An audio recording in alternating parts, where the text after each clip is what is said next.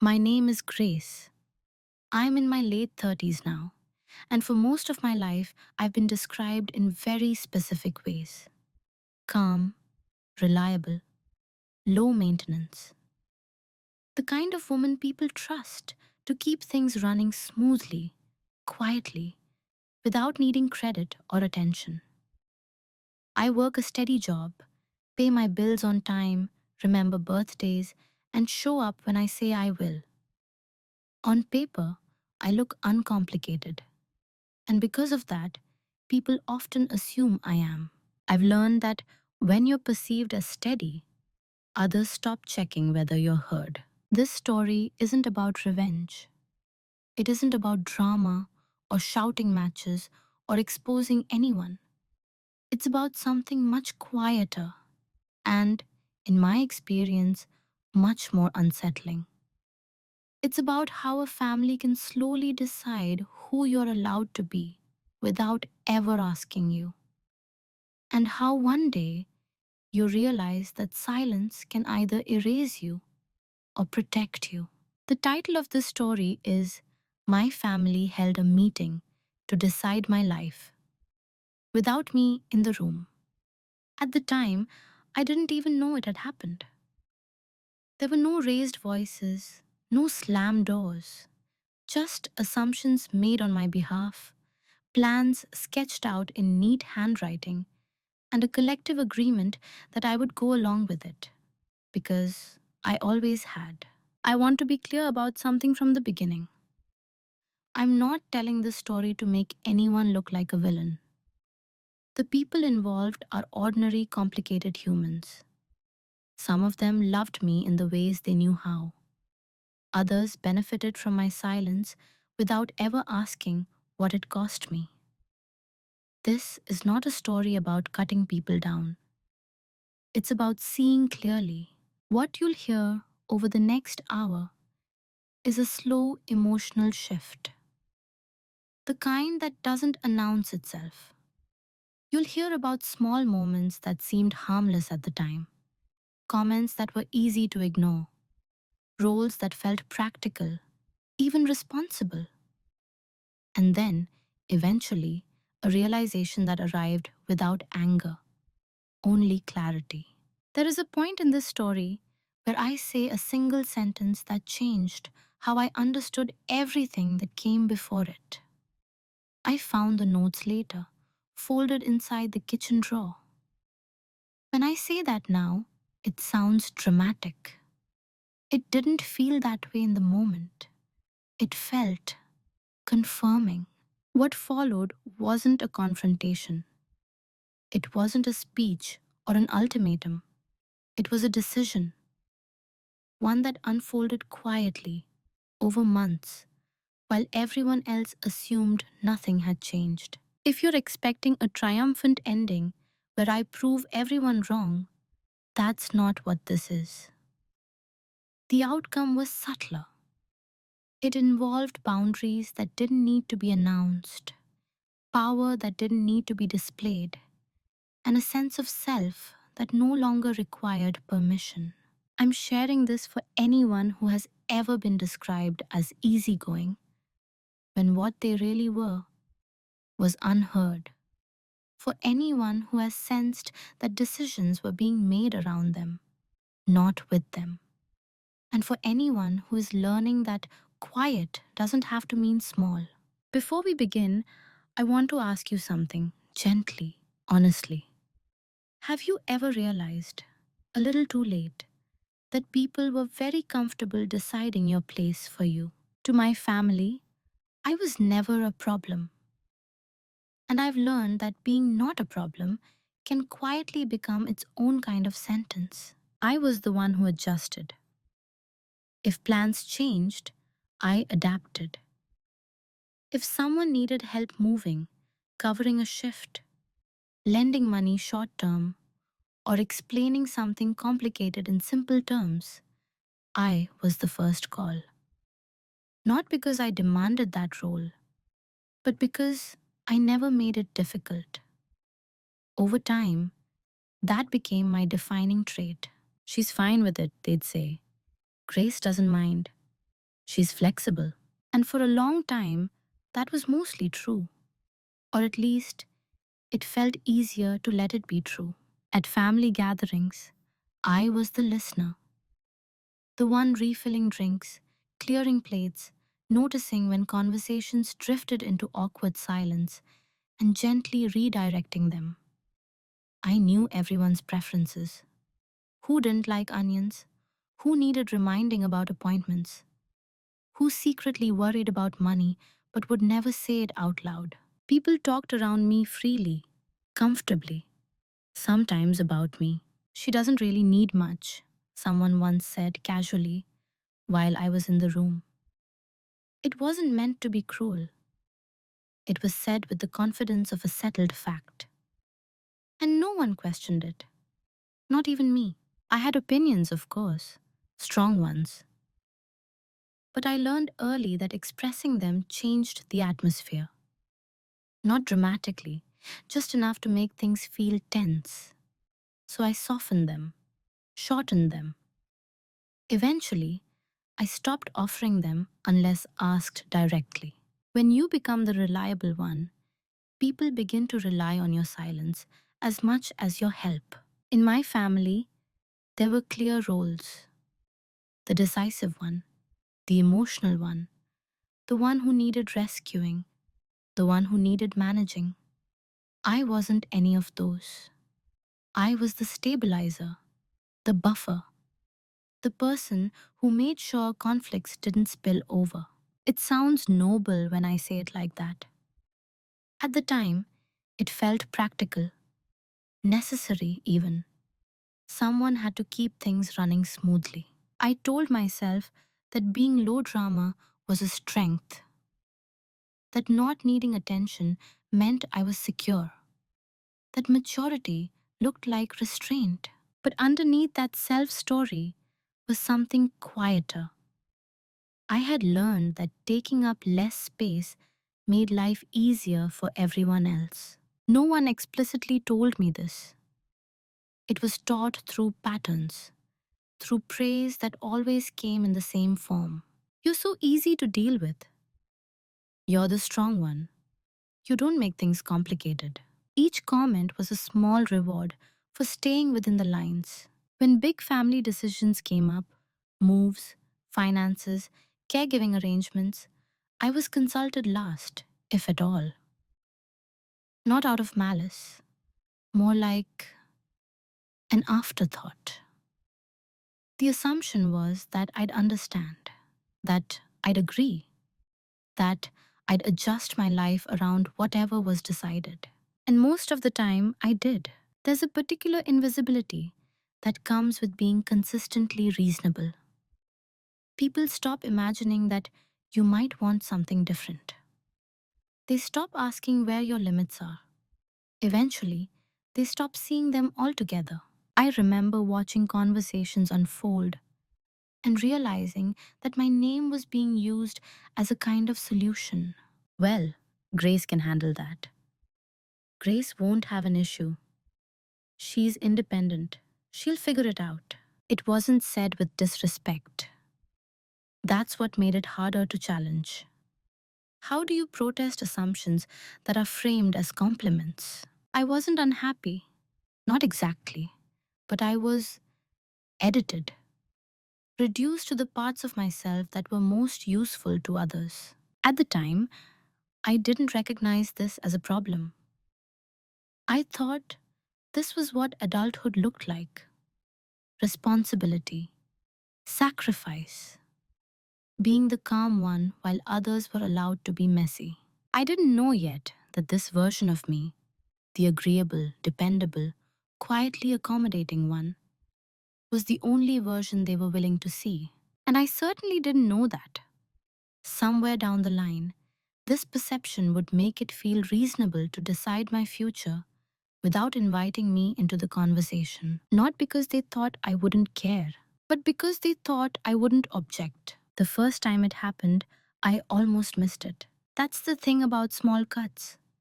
They don't announce themselves. They don't hurt enough to demand attention. You notice them later, when you're washing your hands, when the sting finally arrives, and you can't remember exactly when your skin broke.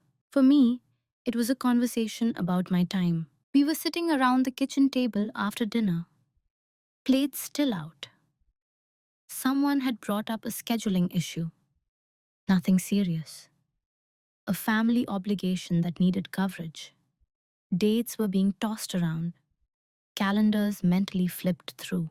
Without looking at me, my sister said, Grace can take that week. It wasn't a question, just a statement. Casual, efficient. I remember pausing, fork halfway to the sink. Something in me hesitated. Not in anger, not even in disagreement. More like surprise. I had plans that week. Nothing dramatic, just a commitment I was quietly looking forward to. I opened my mouth to say so, but before I could, someone else chimed in. Yeah, that makes sense.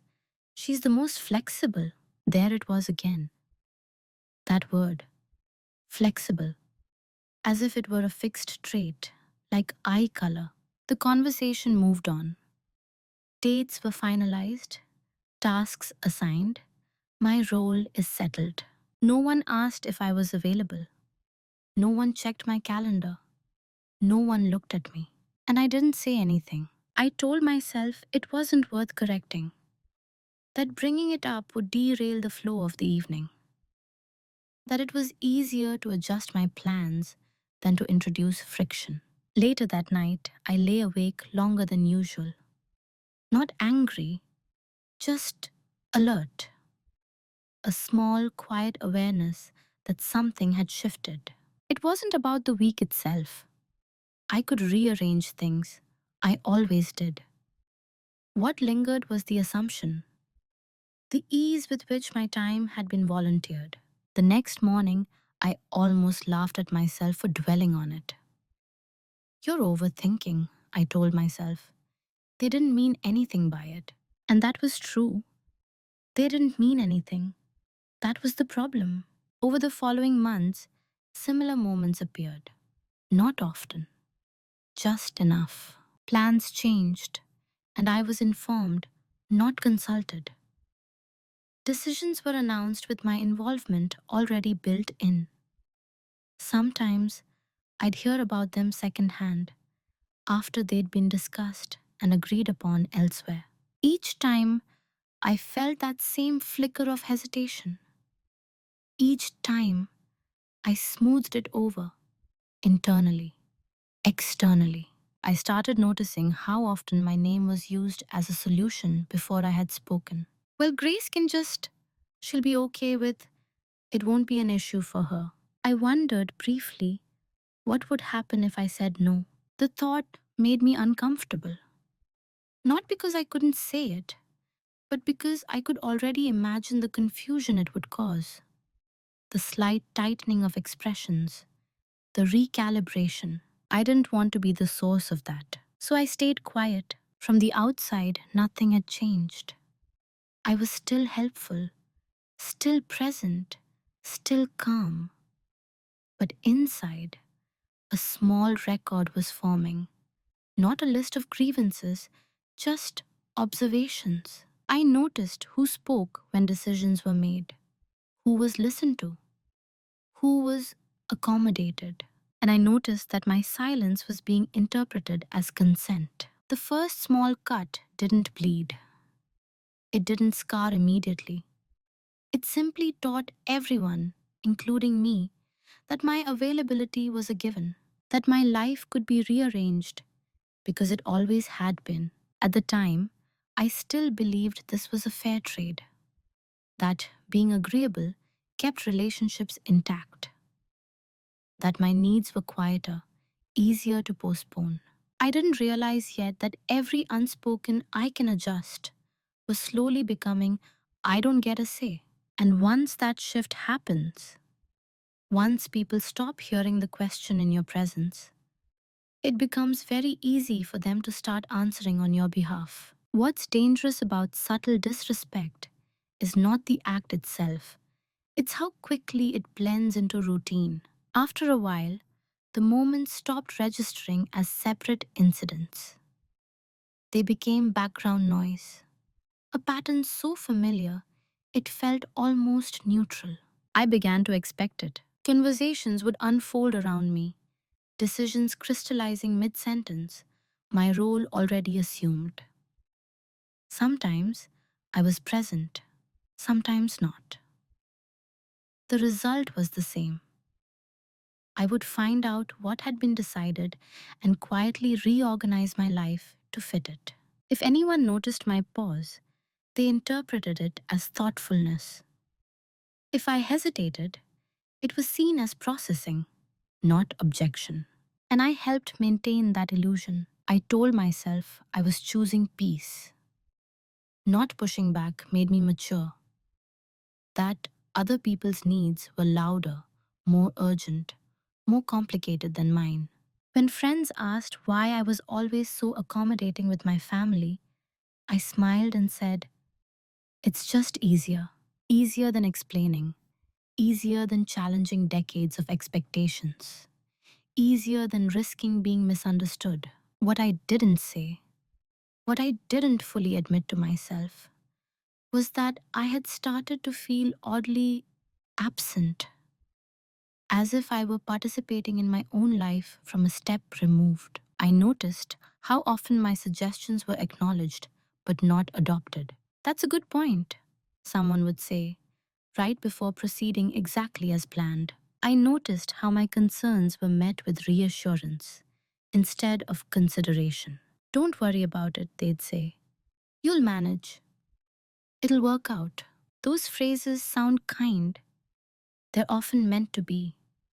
But over time, they started to feel like gentle dismissals, soft hands guiding my voice out of the room. I rationalized it all. "They don't realize they're doing it. I haven't been clear enough. It's not that big of a deal." And sometimes, genuinely, it wasn't. No single moment rose to the level of confrontation. There was no dramatic line crossed, just a gradual narrowing of where my input seemed necessary. The role I played didn't require opinions, it required availability. I became very good at reading the room, anticipating needs, filling gaps before they were acknowledged. This earned me appreciation, but not influence. People thanked me, they relied on me, they trusted me, but they didn't ask me. And slowly, without ever deciding to, I began to accept that as normal. The internal shift was subtle. I stopped preparing arguments in my head, stopped rehearsing how I might phrase my preferences. I told myself it was because I was confident enough not to need validation. In reality, I was conserving energy. There's a specific fatigue that comes from being perpetually reasonable, from always being the one who understands, accommodates, and absorbs. I'd leave family gatherings feeling drained, but unable to explain why. Nothing bad had happened. Everyone had been pleasant, productive even, and yet I felt smaller each time. The most unsettling part was how invisible this process was to everyone else, including me. There was no villain, no malicious intent, just a system that functioned smoothly as long as I stayed in my place. And I did stay there because challenging it would have required naming something no one else acknowledged. It would have meant saying, "You're deciding things for me," in a room full of people who believed they were being practical, even considerate. So instead, I adapted further. I took pride in being low impact. I framed my flexibility as strength. I told myself that being needed was its own form of respect. But somewhere along the way, I stopped feeling like a participant and started feeling like a resource. That's when silence stopped being just a habit and became a shield. I didn't know it yet, but I was already withdrawing. Not emotionally, not visibly, but strategically. I was watching, listening, taking note, not with anger, with curiosity. I wanted to understand how a group of people who cared about me could so easily overlook my agency. And I wanted to understand my role in allowing it. Because by then, it was clear this wasn't a single misunderstanding. It was a pattern we had all agreed to, quietly, consistently. And the longer it went unchallenged, the more natural it seemed, until the day I realized that the role I'd been playing was not temporary. It was permanent. The realization didn't arrive as a shock. It arrived as a recognition. I wasn't being overlooked by accident. I was being placed gently, efficiently, into a role that served everyone else remarkably well. Once I saw it, I couldn't unsee it. In my family's internal system, I was the constant, the dependent variable, the one whose life was assumed to be adjustable because it always had been. I wasn't consulted because I was unimportant, but because I was predictable. Predictability is comforting, especially to people who like things to run smoothly. They didn't see me as someone with competing priorities. They saw me as infrastructure. I was the one who could step in when someone else stepped out, the one who could absorb inconvenience without complaint, the one who didn't need reassurance because I rarely asked for it. And the most unsettling part was this: I had helped build that version of myself. Every time I said, "It's fine," when it wasn't. Every time I smiled and adjusted instead of clarifying. Every time I prioritized harmony over honesty. The role didn't come with cruelty attached to it. It came with trust, with expectation, with an unspoken agreement that I would continue being who I had always been. When I imagined disrupting that role by asserting a boundary, by declining a responsibility, I didn't picture anger. I pictured confusion, mild disappointment, a recalculation, and that, for a long time, felt worse. There's a strange guilt that comes with being seen as the strong one, as if strength obligates you to carry more simply because you can.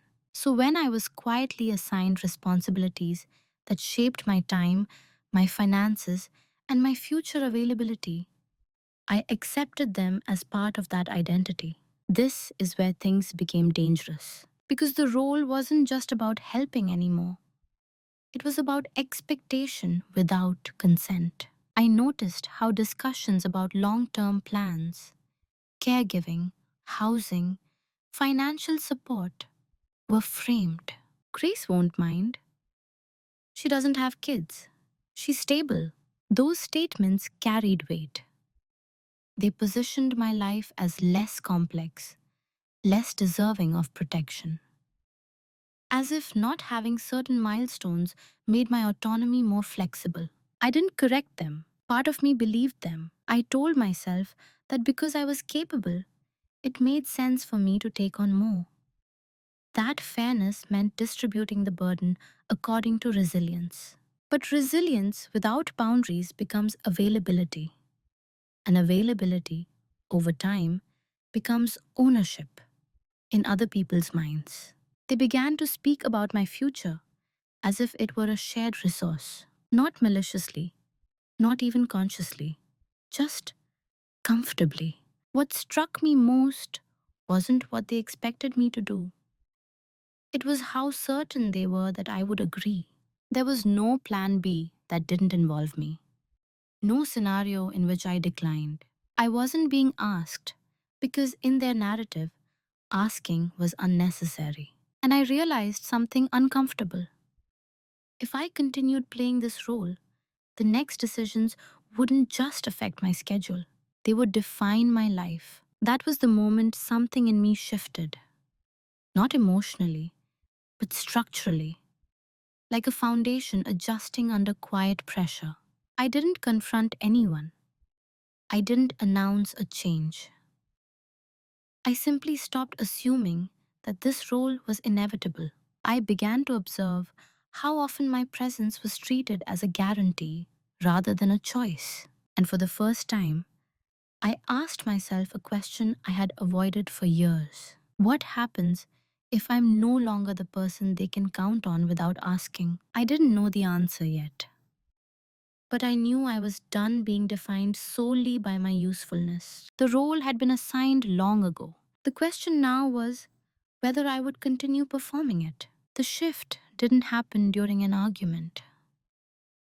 There was no raised voice, no accusation, no dramatic realization that split my life into before and after. It happened on an ordinary afternoon. I was alone in the house, tidying the kitchen out of habit rather than necessity. Sunlight was coming through the window at an angle that made everything look softer than it was. I remember thinking how quiet it felt, how rare that quiet had become. I opened the drawer where we kept random things: batteries, rubber bands, old instruction manuals. It was the kind of drawer that absorbed whatever didn't have a clear home. That's when I saw the folded paper. At first, I assumed it was something unimportant. A receipt, maybe. A note someone had forgotten. I almost closed the drawer without touching it. But something about the way it was folded, careful, deliberate, made me pause. I unfolded it. The handwriting was familiar. So were the names. It took a few seconds for my brain to catch up to what I was seeing. Bullet points, dates, short phrases, my name, written more than once. It wasn't cruel. It wasn't dramatic. It was practical. Notes from a family conversation. A meeting, really. About logistics, about responsibilities, about how things would work going forward. About me. There was no malicious language, no insults, just decisions. Who would handle what? Who would need support? How would my availability be used to keep everything balanced? I wasn't mentioned as a participant. I was listed as a factor. I sat down slowly, the paper still in my hands. My heart wasn't racing. I wasn't shaking. What I felt was something colder and clearer. Confirmation. This was what my silence had allowed. They had talked about my life in the same way you talk about storage space or scheduling constraints. Thoughtfully, efficiently, without considering that I might want input. And the strangest part was how logical it all looked on paper. If I removed emotion from it, I could see how they'd arrived there. I was stable. I was capable. I didn't complain. I had always made things work. So they had built a future that relied on those traits continuing indefinitely. I didn't cry. I didn't feel betrayed in the way stories usually describe betrayal. I felt seen. For the first time, clearly. Seen as they saw me. And once you see that, you can't unsee it. I folded the paper back up and placed it exactly where I'd found it. Then I finished cleaning the kitchen. Slowly, methodically. Inside, something had settled into place. I understood then that this wasn't about correcting a misunderstanding. It wasn't about asking to be included next time. It was about a deeper imbalance, one that wouldn't change with a conversation alone. Because the issue wasn't that they'd had a meeting without me. The issue was that they genuinely believed they didn't need me there. That night, I lay in bed and went over the notes in my head. Not angrily, analytically. I thought about how long this planning must have been happening, how many small moments had led here. And I thought about my options. I could confront them, demand explanation, force a recalibration. It might work temporarily, Or it might brand me as difficult, emotional, unpredictable. Or I could do something else, something quieter. I realized that for the first time, my silence didn't feel like submission. It felt like space. Space to choose differently, to step out of the role without announcing it, to let their assumptions play out without my participation. That was the day something shifted. Not in my behavior, not yet, but in my allegiance. From that moment on, I stopped orienting my decisions around what was expected of me. I started orienting them around what protected me, and that changed everything. After that day, nothing on the surface changed, and that was intentional. I didn't bring up the notes, I didn't hint, I didn't ask questions designed to expose anything. I showed up the same way I always had, on time, composed, helpful in small, visible ways.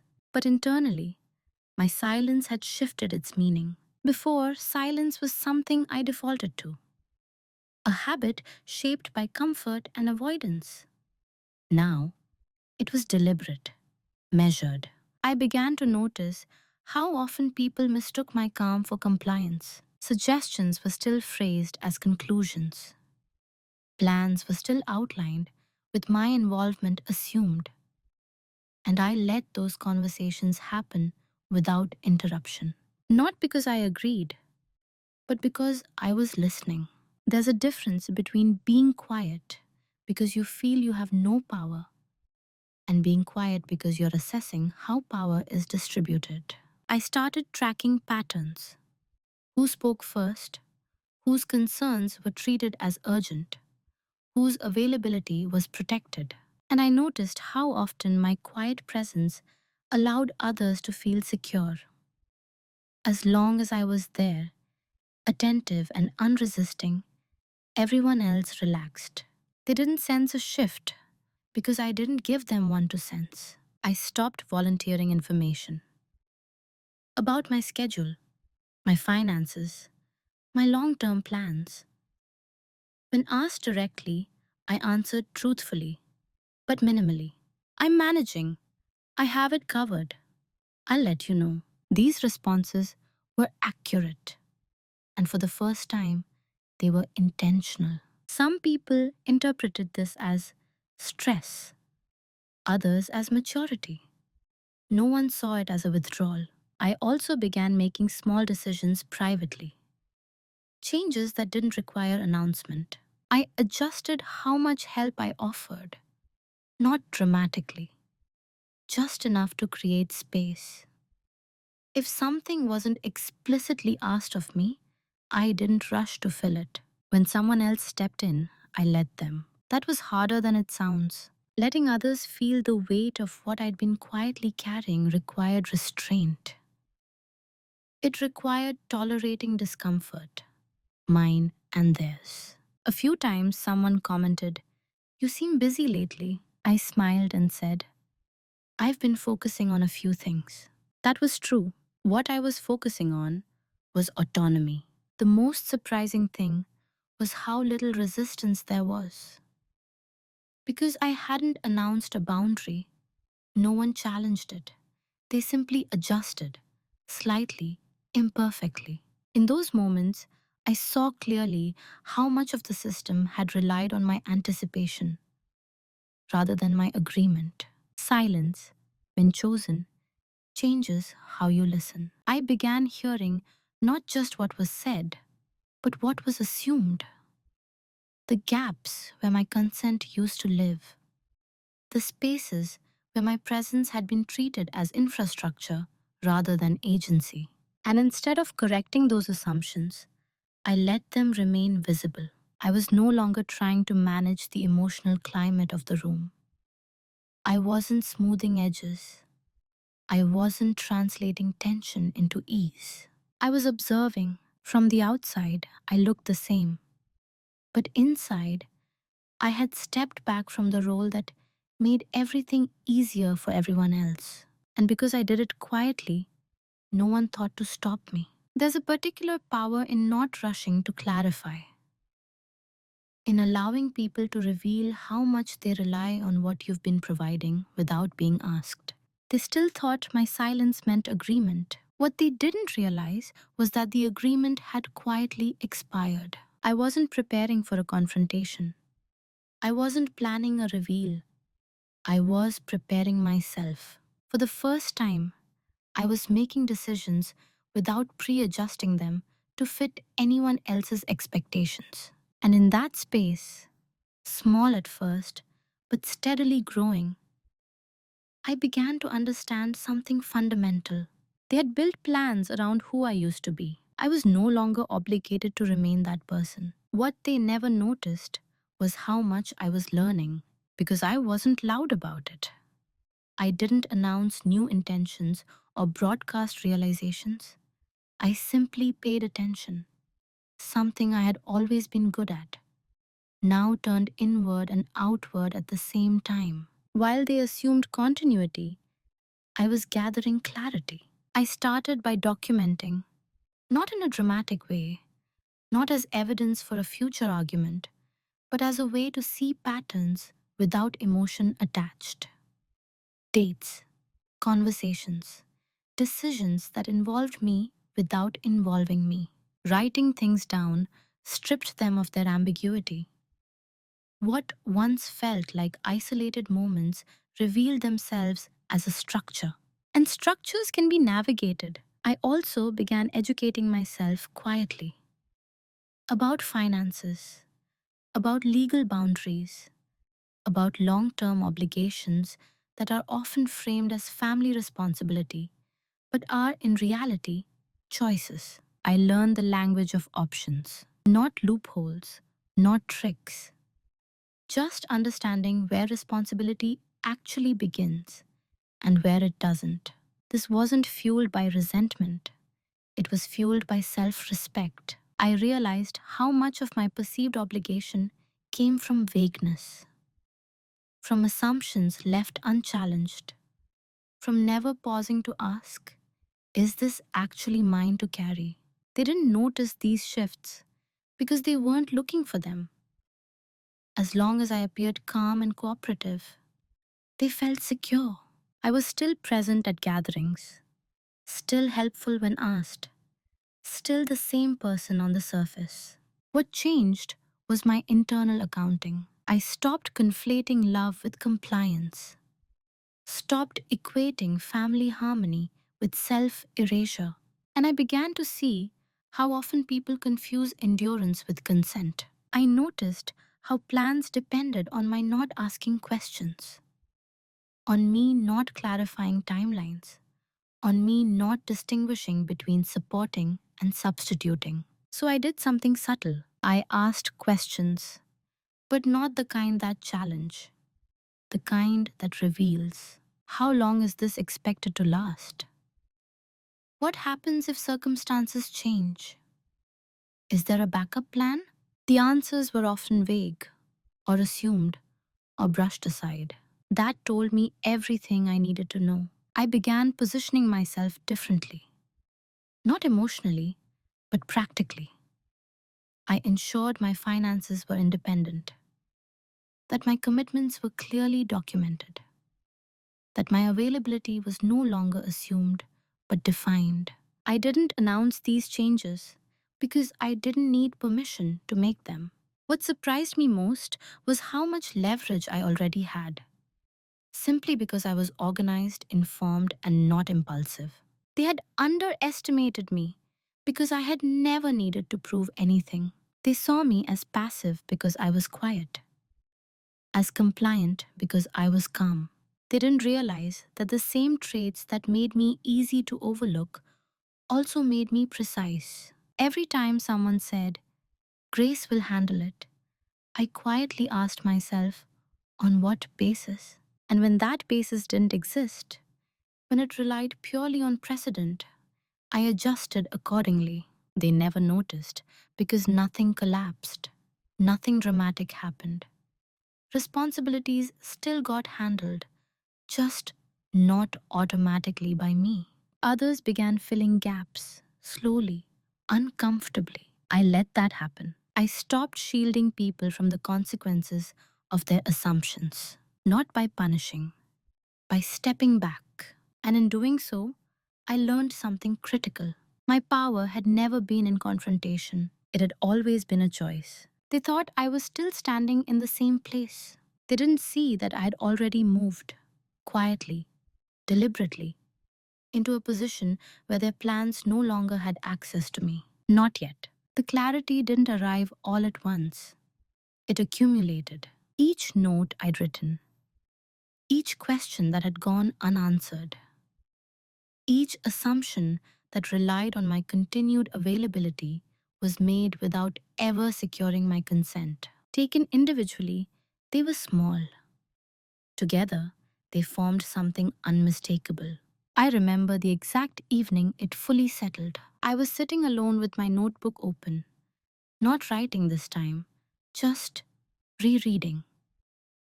Patterns have a way of revealing themselves when you stop adding to them, when you let them sit. What became clear was this: the future my family had planned only worked if I remained exactly who I had been. Not just helpful, predictable, unquestioning. They weren't depending on me as a person. They were depending on a version of me that no longer existed. And that was the leverage. Not financial dominance, not emotional withdrawal, not a dramatic boundary speech. Just the simple fact that their plan had no redundancy. I saw how timelines overlapped in ways that quietly cornered me, how responsibilities were stacked so that if I stepped away, even partially, others would have to step forward in ways they hadn't prepared for. This wasn't cruelty on their part, it was convenient. They had designed a system that worked because I absorbed its weight silently. And once I understood that, something unexpected happened. I felt calm, not triumphant, not angry. Calm in the way you feel when a fog lifts and the landscape finally makes sense. I didn't rush to act. I didn't need to. The power wasn't in speed, it was in inevitability. I realized I didn't have to argue my way out of anything. I didn't have to justify myself. I didn't have to expose the notes or explain how I'd found them. I simply had to stop participating in a future I hadn't agreed to. Quietly, that night, I made a single decision that everything else would follow. I would not confront assumptions. I would let them fail. Not explosively, not publicly, just naturally. I adjusted my plans with care. I aligned my commitments with my values. I made sure that any support I offered was clearly bounded, time limited, explicit, reversible. No more open ended availability. I also made peace with something important. People would be surprised, possibly disappointed, maybe even hurt. But surprise is not harm. Disappointment is not injustice. And protecting myself did not require making anyone else wrong. The private reveal wasn't about discovering their plan. It was about discovering mine. I saw clearly where my responsibility ended and where it had been extended by habit rather than agreement. And once you see that line, you can't pretend it isn't there. The strange thing was how little I needed them to change. This wasn't about forcing recognition. It was about reclaiming authorship. I closed my notebook and placed it back on the shelf. There was no ceremony, no emotional release, just a quiet certainty.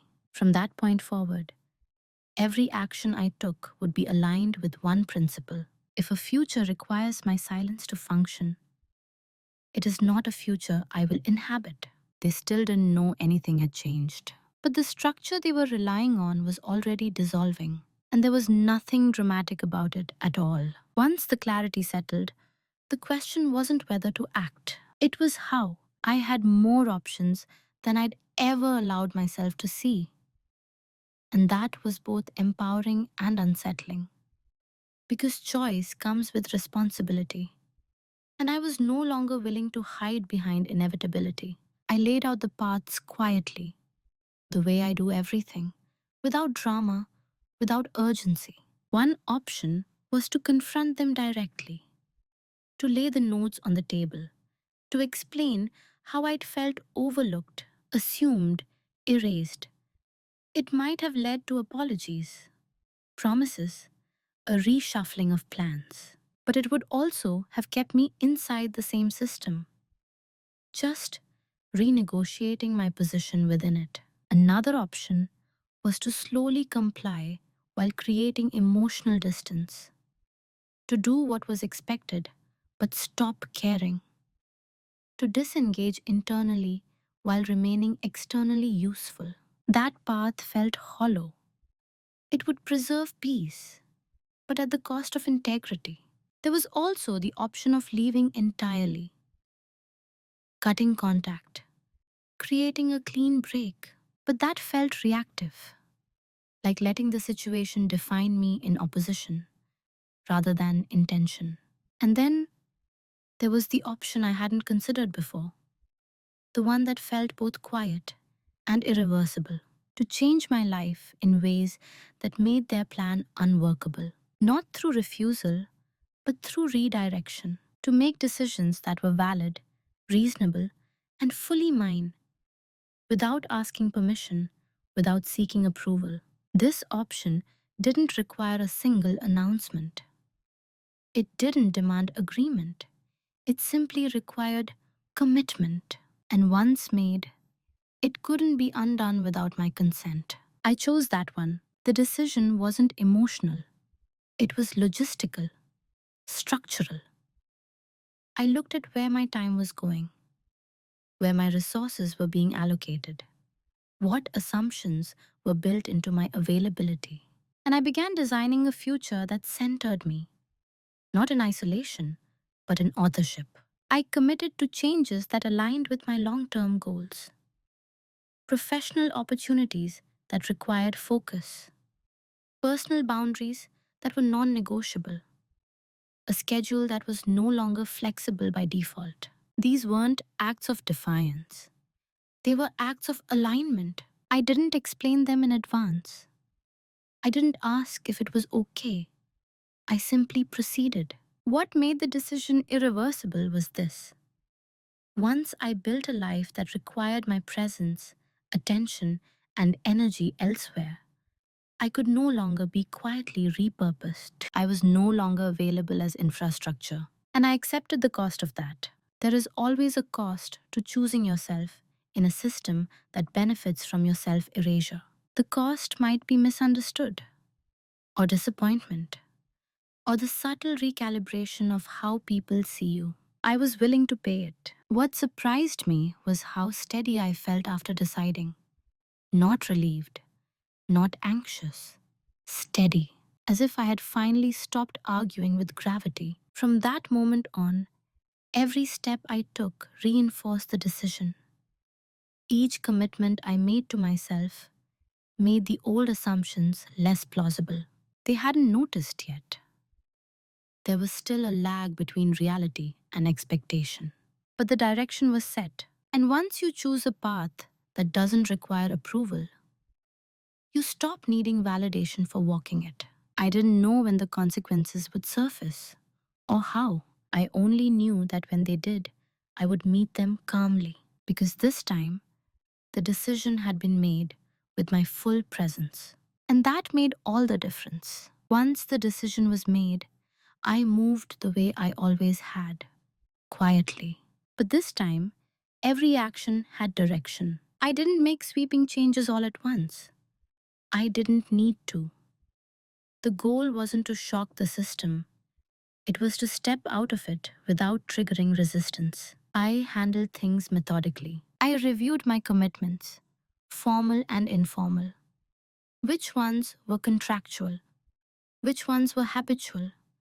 Which ones existed only because I'd never questioned them? Habit is powerful.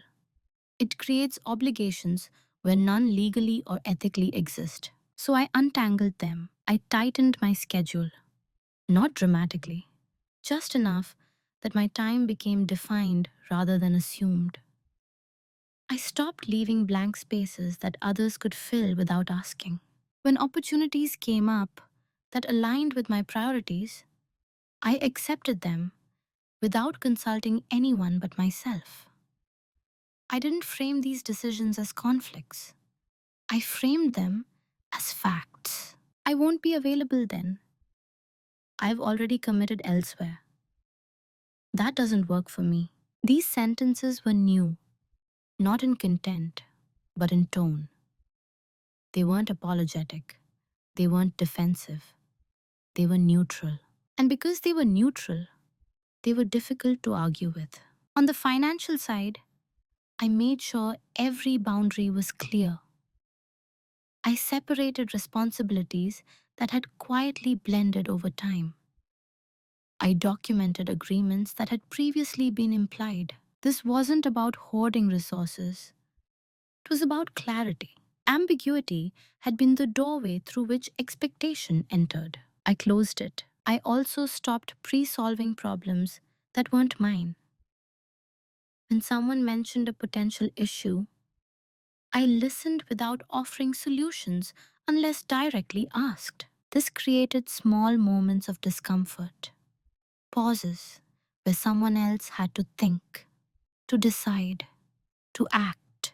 I let those pauses exist. From the outside, it looked like I was simply busy, focused, productive. No one confronted me. No one questioned my choices because nothing I was doing was unreasonable. That was the point. You don't need justification when your actions are aligned with your values and grounded in reality. The most interesting part was how long it took for anyone to notice. Systems don't collapse immediately when a single support beam is removed. They creak first, shift, redistribute weight. I could feel it happening. Requests became more carefully worded. Assumptions were softened into questions. Sometimes, would you be able to? Are you free if? Not always, but more often than before. And when the answer was no, the world didn't end. Someone else adjusted. That was the quiet proof I needed. Moving in silence wasn't about secrecy, it was about sovereignty. I wasn't hiding, I just wasn't announcing. Every step reinforced the same message, not spoken, but felt. My life is not an open resource. And the more I lived that truth, the less explanation it required. They still believed I was the same Grace, reliable, calm, reasonable.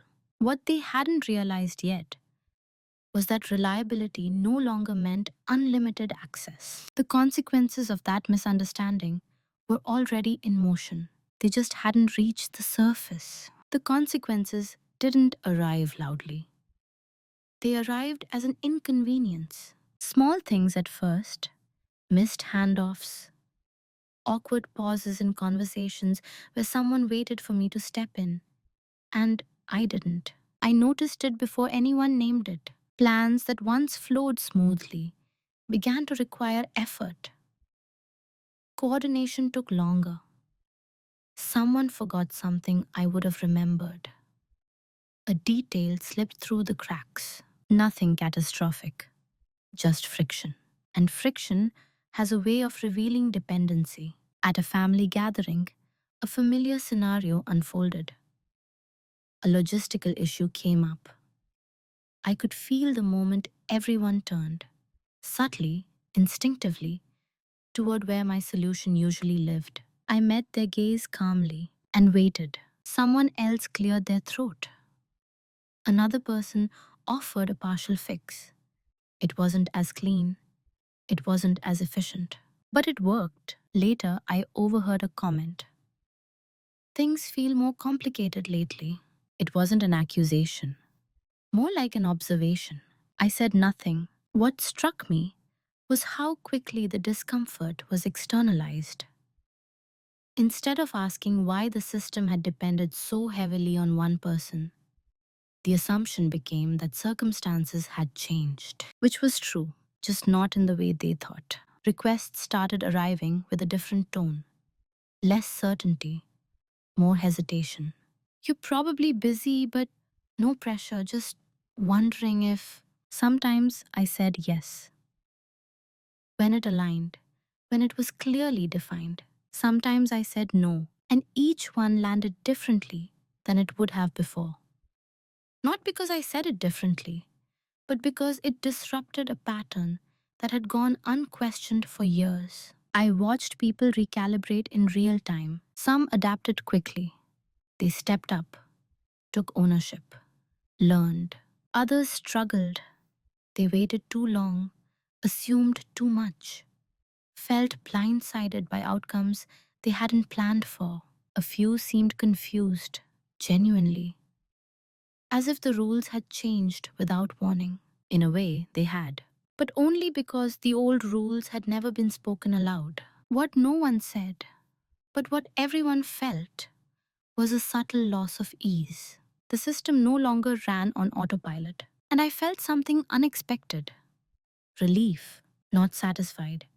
Relief. Because the weight I'd been carrying invisibly was now distributed. Imperfection, unevenly, but more honestly. No one confronted me. Not yet. I think part of them believed this was temporary, a phase that eventually I'd slide back into place.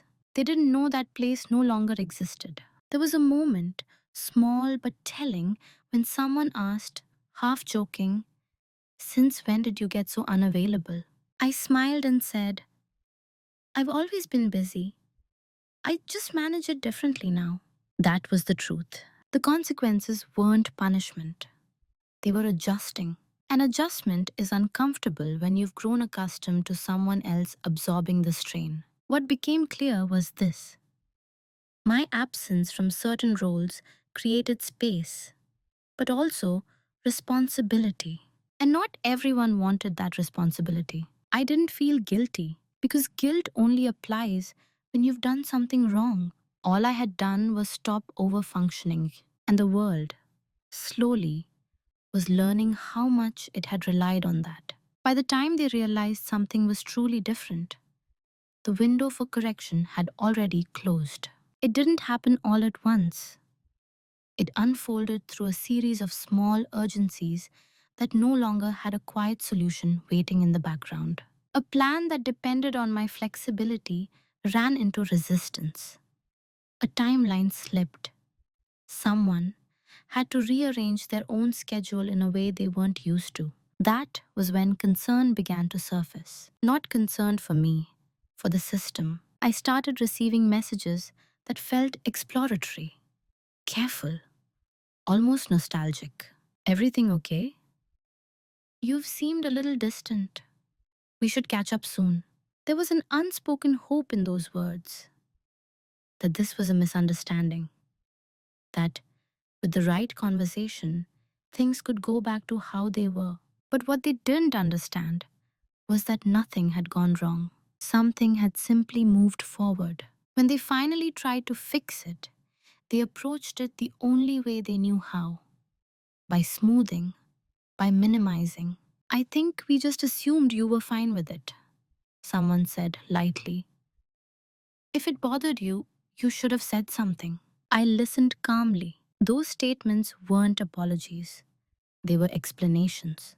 And explanations don't undo structure. By then, my life had shifted in tangible ways. My time was committed. My priorities were anchored. My availability was no longer hypothetical. I wasn't withholding. I was occupied. That's when the tone changed. Confusion turned into frustration. Not directed at me exactly, but at the inconvenience of recalibration. "This is just bad timing. We didn't know you'd be so," pause, "unavailable." Unavailable. As if availability were my default state, and anything else required justification. I realized then that what they wanted wasn't dialogue. They wanted restoration. They wanted the system back. But systems don't revert just because people feel uncomfortable. There was a moment, quiet but decisive, when someone suggested we sit down and talk it through. I considered it, truly, and then I declined, not out of spite, out of clarity, because talking it through would have implied that my autonomy was negotiable. It wasn't. What needed to be understood didn't require discussion, it required acceptance. And acceptance often arrives too late to feel fair. I watched realization ripple through them slowly, that this wasn't a phase, that I wasn't stressed or overwhelmed or momentarily distant. I had changed my position, not against them. For myself, regret has a way of showing up as urgency, as sudden attentiveness, as offers that would have mattered earlier. But timing is everything. The irony was that if they'd asked me, really asked, before making their plans, I might have agreed to some of it. Not all, but some. Now, the same requests felt out of place, misaligned, because I was no longer orienting my life around accommodating expectations I hadn't consented to. They weren't angry, not overtly. They were unsettled, and unsettled people often mistake firmness for coldness. I didn't correct that assumption either, because by then, it wasn't my job to manage how they felt about my boundaries. It was their job to adjust to them. By the time they wanted to fix things, the future they had planned was already unavailable. And there was no one else to quietly absorb that loss. The confrontation, when it finally came, didn't look like one. There was no raised voice, no accusation, no emotional spillover, just a request to talk, careful, measured, as if approaching something fragile. We sat at the same kitchen table where so many assumptions had been made on my behalf. The setting was almost ironic in its normalcy. Cups of tea, neutral expressions. Everyone was behaving as if this were just another practical discussion. I let them speak first. They talked about confusion, about miscommunication, about how things had shifted, and no one was quite sure why. I listened without interrupting. When they finished, there was a pause, an expectant one, the kind that waits for reassurance, for me to smooth the moment the way I always had. I didn't. Instead, I said something simple. I didn't change suddenly. I just stopped adjusting. The words landed quietly. No one reacted right away. I continued calmly, not explaining everything, not justifying, just naming what was true. I realized decisions were being made about my life without me. I chose to step back from that. There was an attempt to soften it. That was never our intention. We just thought you were okay with it. I know, I said, and I meant it. That acknowledgement seemed to disarm them more than anger would have. I didn't bring up the notes. I didn't need to. The issue wasn't evidence, it was alignment. I explained that I wasn't upset, that I wasn't holding a grudge, that I simply wasn't available for a future I hadn't helped shape. No dramatic declarations, no ultimatums, just boundaries, stated as facts. I'm still part of this family, I said, but I won't be positioned as a default solution anymore. Someone asked what that meant practically. It means if you want my help, you ask. And I decide, case by case. There was discomfort in the room, not hostility, adjustment. What struck me was how unfamiliar this version of me felt to them. Not colder, just solid. They tried briefly to negotiate. What if we just plan better? What if we include you more? I nodded. That's fine, I said. But inclusion doesn't mean obligation. That was the line. After that, the conversation lost momentum. Not because it failed, but because there was nothing left to argue. I wasn't asking for permission. I wasn't seeking validation. I was informing. When we stood up from the table, nothing had been resolved in the traditional sense. No hugs, no closure speeches. But something fundamental had shifted. They now understood that my silence was no longer a blank check. And I understood that I didn't need their agreement to live within my boundaries. The confrontation ended the way it began, quietly. And for the first time, quiet felt like mine. After that conversation, there was no dramatic fallout, no declarations, no sudden warmth or distance that could be neatly labeled. Life simply rearranged itself. And so did I. The version of me that emerged wasn't louder or harder. I didn't become confrontational or emotionally guarded. If anything, I became clearer. I no longer rushed to interpret silence as expectation. I no longer filled gaps that weren't mine to fill. When I showed up, it was intentional. When I helped, it was chosen. That distinction changed everything. Some relationships softened, others became more formal. A few grew awkward for a while as people recalibrated how to engage with someone who no longer anticipated their needs. I let that awkwardness exist. I learned that discomfort isn't always a sign of harm. Sometimes it's simply the nervous system adjusting to a new reality. What surprised me most was how much lighter I felt. Not because I'd cut anything out of my life, but because I'd stopped carrying what never belonged to me. I slept better. I made decisions faster. I stopped second guessing whether my choices were reasonable enough. I had spent years shaping myself to fit into a system that valued my reliability more than my autonomy. Now, reliability has a boundary. I was still dependable, but not automatically. Still calm, but not compliant. Still present, but not absorbent. And in that balance, I found a version of myself that felt quietly powerful. Not dominant in the way people imagine dominance, but anchored, unmovable in ways that didn't require explanation. People began asking instead of assuming, not always gracefully, not always consistently, but enough.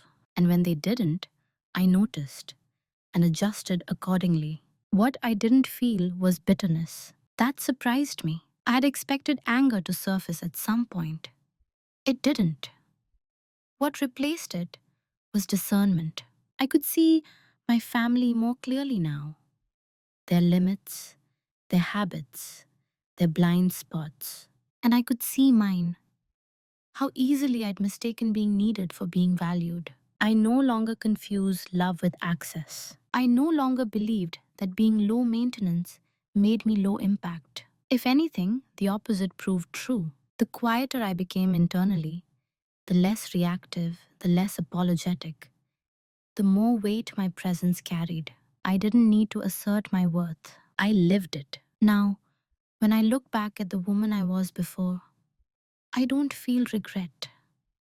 I feel compassion. She did what she knew how to do with the tools she had. This version of me simply has more tools, and she uses them carefully. I'm no longer invisible in my own life. Not because others see me differently, but because I do. There's a quiet truth I didn't understand for a long time. People don't always take advantage of you because they're cruel. Sometimes they do it because you make it easy for them not to notice you're hurting. This story doesn't end with triumph. It ends with alignment. No one was exposed. No one was punished. No dramatic apologies were demanded or denied. The world didn't split into villains and victims. What changed was something smaller and far more lasting. I stopped offering my life as an unspoken solution. I learned that being calm, capable, and agreeable can slowly become a liability if it's never paired with boundaries. That silence, when it's automatic, teaches people how far they can go without asking. But silence, when it's chosen, becomes something else entirely. It becomes discernment. If there's one moral I take from this, it's this. Being reliable should never mean being replaceable in your own life. You can love your family, You can care deeply. You can help and still insist on being consulted about the shape of your future. Autonomy doesn't require confrontation. It requires consistency.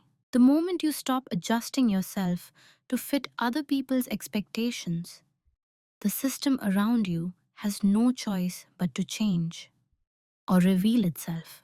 And that revelation is information, not betrayal. If you recognize yourself in this story, if you've ever been labeled easygoing when what you really were was unheard, I want you to know this. You're not difficult in wanting a say. You are not selfish for stepping back. And you are not obligated to remain who you were just because others benefited from it. Sometimes the most powerful thing you can do is stop explaining and start choosing. So I'll leave you with one question, not a directive, just an invitation. Have you ever realized that the version of you others rely on is no longer the version you're willing to be? If so, I'd love to hear your story in the comments.